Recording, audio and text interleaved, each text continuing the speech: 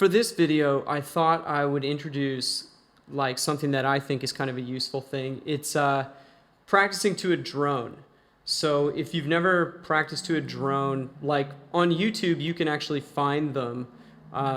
There's hours and hours of drones, like videos of drones on YouTube. I think they're kind of used for like yoga or meditation or something like that. So on YouTube, if you search Tanpura drone, and you can actually specify like what key you want. You can say like, I want, you can search like Tanpura drone in C# or something, and tons of videos will come up, and a lot of them are pretty long, like maybe an hour or something, right? So those are kind of cool. But in this lesson here, I just wanted to show you how you can create one on your own if you have a loop pedal, like a looper pedal. And it literally can be any looper pedal, because it's really not that sophisticated of a function. Like, you don't need a ton of recording time or anything like that in order to be able to do this. And playing over drones is really great if you're trying to memorize scales, or if you're trying to get the sound of a scale into your head, into your ears. So this is, I've kind of like pre-recorded one here. So this is just a D7 drone.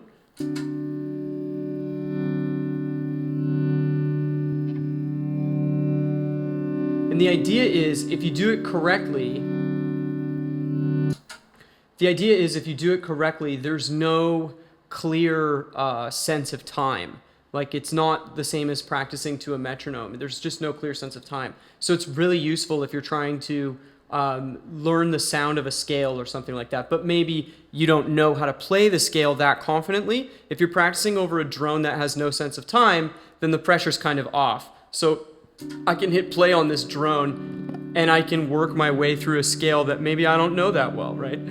So like,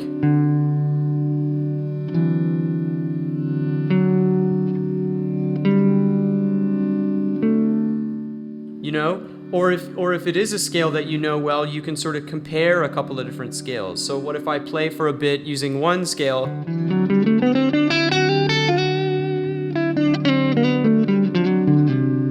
and then change to maybe a more weird sounding one.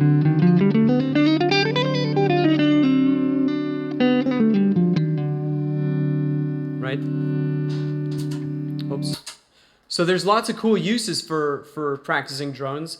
But today I really just wanted to show you pretty quickly how you can actually set one up using your loop pedal.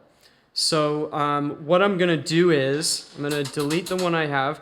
Now in my particular situation, I'm using the loop function on this Kemper here, which it's not that advanced of a looper, honestly. It doesn't have that much like recording time or anything like that. I think you can do like, I've never run out of overdubs on it, so I don't know, but like I also have like a Boss DD7, which is the delay pedal that like has a loop function on it, and that'll work just fine, because you don't need it to be any huge length of time, or you don't need it to do anything crazy. What we're doing to set up one of these loops is actually pretty simple.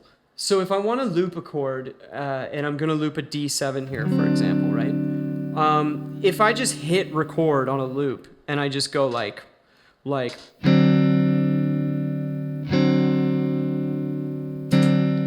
the thing that's a drag about that is now there's like an obvious sense of time. So you can't really practice something that you don't know that well, because now you have to play in time.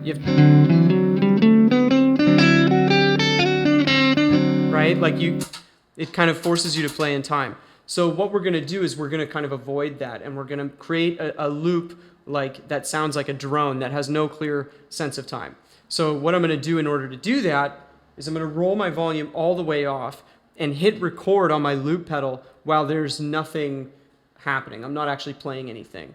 Then I'm going to swell the chord in, and also like with my volume on my guitar. You can use a volume pedal too if you're into using those. So I'm going to swell the chord in, and then I'm going to fade it out with the volume knob, and then hit stop record. So I'm going to hit record right now. There's nothing happening. I play my chord with the volume on 0, swell it in, back it off, and then hit stop. And then wait for it. There it is. Hear it? So that's my first track. And then what I'm going to do is I'm just going to overdub until it's like this giant wall of D7. So I'm going to hit overdub. It doesn't really matter where at this point. I'll hit it like here. It's already recording my overdub. Swell it in, back it off. It's playing back, right? So I'm going to do the same thing. So I've hit record again, so it's recording another overdub.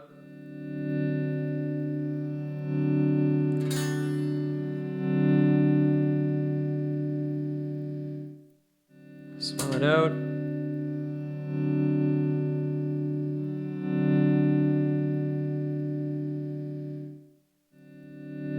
Still a huge gap in there, so I can hit record.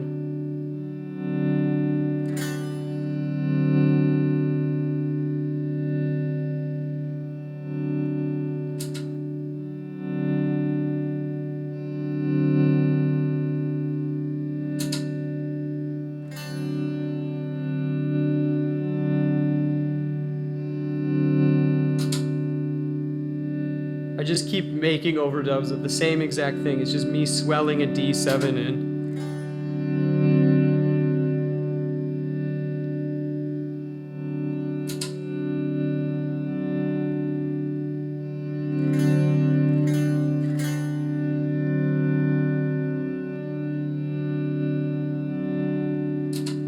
And over time, like this is already pretty good, you know. You can keep doing it as long as you kind of have the patience for it. It doesn't really matter. So I'll hit stop. So it's there, right? And it has it has no clear sense of time, right? So I can just sort of take it and practice stuff that I'm working on, right? Like maybe I'm working on some new kind of scale that I don't really know how it sounds or something, or you know, if you're working on like different phrasing things,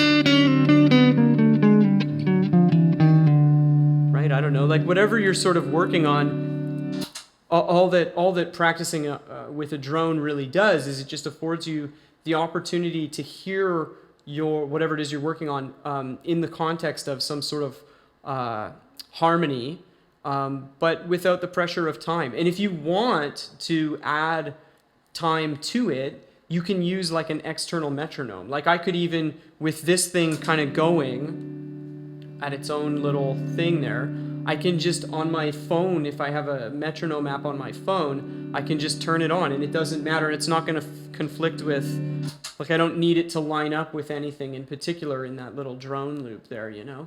So you can involve the metronome if you want to.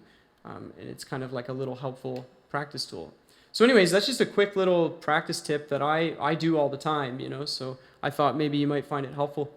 And, you know, as always, thanks for watching, and I'll see you next time.